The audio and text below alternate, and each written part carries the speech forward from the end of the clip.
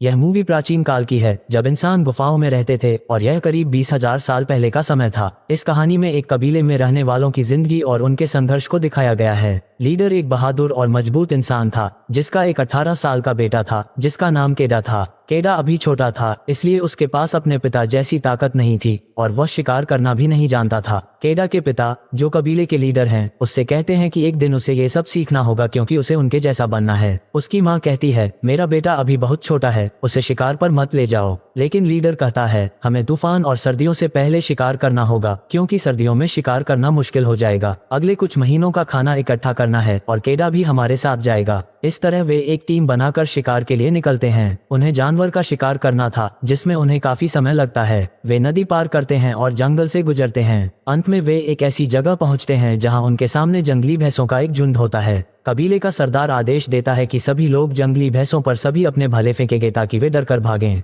जंगली भैंसें हमला करने की स्थिति में आ जाती हैं और इंसानों की तरफ दौड़ने लगती हैं। जैसे ही आदिवासी उन पर भाले फेंकते हैं, भैंसें डरकर दौड़ने लग जाती हैं, लेकिन उन्हें यह नहीं पता होता कि आगे एक खाई है। वे इतनी तेज दौड़ती हैं कि खाई में गिरने लगती हैं। भैंसों का झुंड खाई में गिर जाता है। अब झुंड का सबसे बड़ा और आक्रामक लीडर पीछे था, जो केडा की ओर बढ़ता है और उसे घायल कर देता है। वह जंगली भैंस केडा को अपने सींगों पर उठाकर खाई में फेंकने की कोशिश करता है। तभी केडा का पिता अपना भाला उठाकर उस पर फेंकता है, जिससे वह जख्मी हो जाता है। लेकिन तब तक बहुत देर हो चुकी होती है। केडा खाई में गिर जाता है। खाई गहरी थी। यही सीन कट होता है और फिर हम कुछ दिन पहले का समय देखते हैं, जब वे शिकार की तैयारी कर रहे थे। कबीले का लीडर अपने लोगों से कहता है कि शिकार के लिए अच्छे हथियार बनाएं। केडा भी अपना हथियार बनाता है और उसे अपने पिता को दिखाता है। लीडर उसकी तारीफ करता है, लेकिन कहता है, अब इसकी ताकत का टेस्ट करना होगा। वे अपने साथियों से कहते हैं कि केडा की ताकत जांचें और उसे परखें। केडा को खूब पीटते हैं। पीटाई खत्म होने पर लीडर अपने बेटे के पास आता है और प्यार से कहता है, तुमने बहुत अच्छा किया, मैं तुमसे खुश हूँ। तुम बहुत कुछ सीख रहे हो, जल्द ही तुम बाकी सब भी सीख जाओगे। फिर वह अपने बेटे से कहता है कि शिकार करने में तुम्हें अच्छा प्रदर्शन करना होगा। रात में लीडर अपनी पत्नी के साथ होता है। वह कहती है, एक बार फिर सोच लो, केडा अभी बच्चा है, तुम शिकार की मुश्किलों को जानते हो। इस पर लीडर कहता है, अगर हम मुश्किलों का सामना नहीं करेंगे तो हम में साहस और शक्ति कैसे आएगी। कठिनाइयां हमें मजबूत बनाती है। लीडर की पत्नी कहती है, ठीक है, मुझे तुम दोनों पर भरोसा है। अगले दिन शिकार के लिए निकलते समय लीडर अपने लोगों की एक टीम बनाता है। रास्ते में उन्हें एक पत्थर की संरचना दिखती है, जिसे उनके पूर्वजों ने दिशा बताने के लिए बनाया था।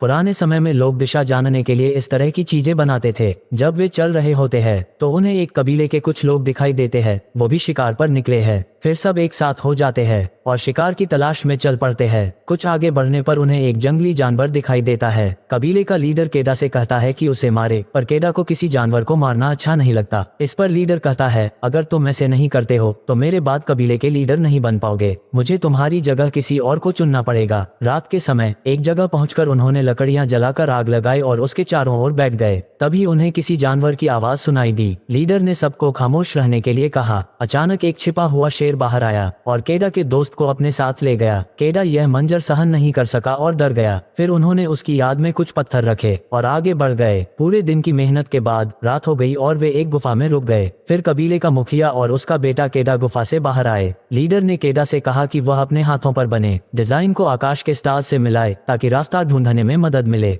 इसके बाद उसने केडा को समझाना शुरू किया। फिर उन्हें कुछ भेड़िए दिखाई दिए और उसमें से एक भेड़िया अकेला खड़ा था, जो उनका लीडर था। लीडर ने केडा से कहा, देखो यह बाकी से अलग है, इसलिए ये लीडर है। ऐसा कहकर लीडर की आंखें भर आईं, क्योंकि उसे लगा कि इतनी ऊंचाई से गिरने के बाद उसका बेटा जिंदा नहीं बचा है। वह बैठ गया और अपने बेटे को आवाज लगाने लगा, पर केडा से कोई जवाब नहीं मिला। रात भर उसने बेटे को पुकारा, पर सबने मान लिया कि अब वह इस दुनिया में नहीं है। उसकी याद में उन्होंने वहां पत्थर भी रखे, जैसा कि मरने पर किया जाता है। अगली सुबह एक परिंदे ने केडा के शरीर पर चोंच मारी, जिससे केडा को होश आ गया। उसने डरते हुए अपने कबीले और पिता को पुकारा, लेकिन वहां कोई नहीं था। धीरे धीरे उसने नीचे उतरने की कोशिश की, पर पहाड़ ऐसा था कि उससे उतरना आसान नहीं था। तभी अचानक बारिश होने लगी और जिस खाई में वह गिरा था वह पानी से भर गई। केडा को तैरना आता था तो वह पानी में कूद गया, लेकिन वो बेहोश हो गया और बहते बहते किनारे पर पहुंच गया। होश में आने पर उसने पाया कि वह जख्मी है। उसने पत्थरों और लकड़ियों का सहारा लेकर अपने पैर का इलाज किया और चलने लगा। ऊपर पहुंचने पर उसने देखा कि उसके कबीले ने उसे मरा हुआ समझकर वहां पत्थर रख दिए हैं। ये देख उसे बहुत दुख हुआ। वह चिल्लाया और उसकी आवाज सुनकर कुछ भेड़िए वहां आ गए। भेड़िए उस पर हमला करने ही वाले थे कि वह दौड़ते हुए एक पेड़ के पास पहुंचा और उस पर चढ़ गया। भेड़ियों के डर से वह पूरी रात पेड़ पर बैठा रहा। सुबह सुबह होने पर उसे प्यास लगती है तो वह पेड़ से नीचे उतरा और पानी पिया। जैसे ही भेड़ियों ने उसे देखा वे उसका पीछा करने लगे। वह फिर से पेड़ पर चढ़ गया, लेकिन एक भेड़िए ने उसके पैर में काट लिया। केडा ने उसे अपने हथियार से घायल कर दिया और वह भेड़िया वहीं गिर पड़ा। बाकी भेड़िए नीचे खड़े उसका इंतजार करते रहे। रात बीत गई और बाकी भेड़िए भी चले गए, लेकिन घायल भेड़िया वहीं था। पहले केडा को लगा कि वह मर चुका है, लेकिन जब उसे दर्द से चिल्लाता देखा तो उसे लगा कि अब उसे मार देना चाहिए ताकि वह दर्द से मुक्त हो जाए। मगर जब उसने भेड़िए का मासूम चेहरा देखा तो उसे मारने का इरादा छोड़ दिया। उसने भेड़िए का मुंह बांध दिया ताकि वह उसे काट न सके और उसे उठा लिया। केडा भेड़िए को लेकर एक गुफा में गया और दोनों वहीं सो गए। अगली सुबह केडा ने देखा कि भेड़िया खामोश बैठा है, यानी उसने उस पर हमला नहीं किया। गुफा में रोशनी आने पर केडा को याद आया कि यह वही गुफा है जहां वे अपने साथियों के साथ आया था। बाहर जाकर उसने कुछ जड़ी बूटियां जमा की और उनका मिश्रण बनाकर अपने जख्म पर लगाया। फिर उसने देखा कि भेड़िया प्यासा है, लेकिन उसने अपनी रस्सी अपने आप खोल दी। भेड़िया पहले उस पर दहाड़ा, लेकिन केडा ने उसे पानी दिया तो उसने पानी पिया और उस पर हमला नहीं किया। केडा को उस पर दया आई और उसने जो जड़ी बूटियों का मिश्रण अपने लिए बनाया था उसे भेड़िए के घाव पर भी लगाया। ये देख भेड़िए को आराम मिला और अब वे दोस्त बन गए। अब दोनों को भूख लगने लगी थी तो केडा बाहर गया और एक खरगोश का शिकार किया। उसने उसका मांस खाया और भेड़िए को भी दिया। इस तरह एक और दिन बीत गया। अगली सुबह केडा और भेड़िया गुफा से बाहर निकले।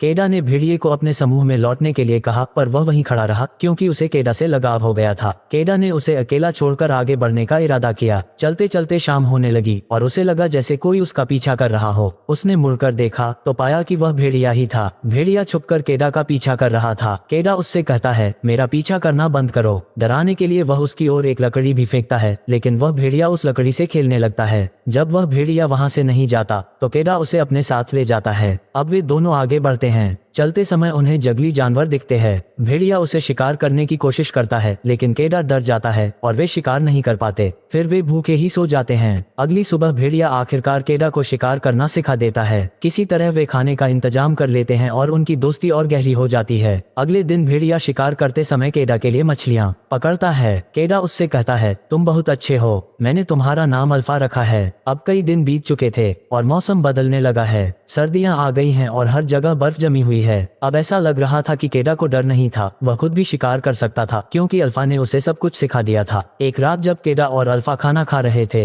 अचानक एक और भेड़िया आ जाता है और दहाड़ता है। अब केडा डरता नहीं है और अपना भाला लेकर उसका सामना करता है। फिर उसे एहसास होता है कि यह अल्फा का साथी है जो उसे अपने साथ ले जाने आया है। जब अल्फा जाने लगती है तो वह मुड़कर केडा को देखता है जैसे उसे धन्यवाद कह रहा हो। उसकी आंखों से लगता है कि वह जाना नहीं चाहता, पर केडा उससे कहता है, तुम्हें जाना होगा। केडा अपने परिवार से दूर रहकर दुख और तकलीफ को समझ सकता था, इसलिए उसने अल्फा को उसके परिवार के पास भेज दिया। अगले दिन केडा को अल्फा की याद सताने लगती है। उसे अपने दोस्त के साथ बिताए हुए दिन याद आते हैं और उसे शिकार करना भी सिखाया था। वह खुद को अकेला महसूस करने लगता है। रात को वह सोते हुए सपने में अपने माता पिता को देखता है जो दुखी हैं। उसके पिता अपनी पत्नी से कह रहे हैं कि हमने अपना बेटा खो दिया और उसकी माँ रो रही है। केडा डरते हुए जागता है और सोचता है, मैं ऐसा नहीं होने दूंगा, मैं अपनी माँ को इस दुख में नहीं देख सकता। वह फिर से चलना शुरू करता है। चलते चलते उसे भेड़ियों का एक झुंड दिखाई देता है और उसे अल्फा की याद आ जाती है। उसे पुकारने के लिए वह दौड़ता है। यह एक जमी हुई झील थी और अचानक बर्फ टूट जाती है और केडा उसमें गिर जाता है। केडा झील से निकलने की कोशिश करता है, तभी अल्फा वहां पहुंच जाती है और उसे बचाने की कोशिश करती है। केडा भी हिम्मत करके अपना खंजर निकालता है और बर्फ को तोड़कर ऊपर आता है। अल्फा उसे खींच लेती है। अल्फा उसे बचाकर खुश होती है। वे दोनों आग के पास बैठते हैं और रात को वहीं रुकते हैं।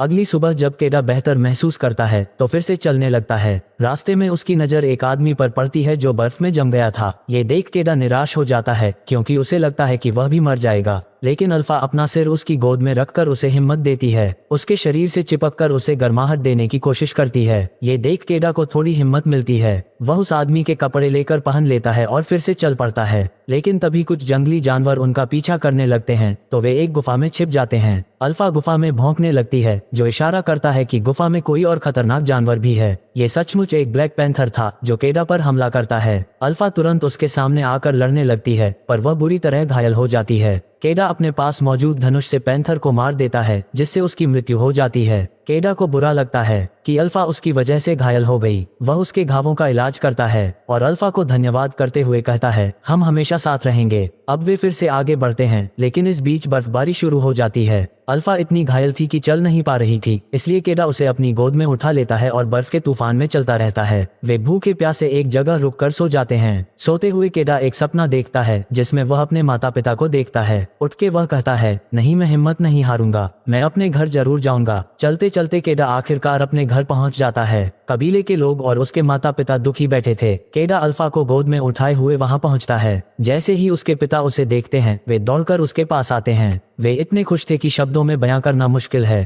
केडा अपने पिता की ओर हाथ बढ़ाकर कहता है, पापा, जैसा आप चाहते थे मैं वैसा बन गया हूँ। अब क्या आपको मुझ पर गर्व है? उसके पिता उसे गले लगाकर कहते हैं, हाँ मेरे बेटे, मुझे तुम पर गर्व है। उसकी माँ भी उसे गले लगाकर खुश हो जाती है। फिर केडा और अल्फा को आग के पास लेटाकर उनके घावों का इलाज किया जाता है। असल में अल्फा एक मादा थी और उसने अपने बच्चों को जन्म दिया। कबीले के लोग उन छोटे भेड़ियों की देखभाल करते हैं। अब वे सभी साथ साथ रहते हैं। भेड़िए और आदिवासी मजबूत बंधन में बन गए थे। केडा अब उस कबीले का लीडर बन चुका था और सारे भेड़िए बड़े हो गए थे। इसके साथ ही ये प्यारी मूवी यहीं खत्म हो जाती है। अगर आपको हमारी एक्सप्लेनेशन पसंद आई हो तो इस वीडियो को लाइक और शेयर जरूर करें। द मूवी मिस्ट्री चैनल को सब्सक्राइब जरूर करें। Thanks for watching.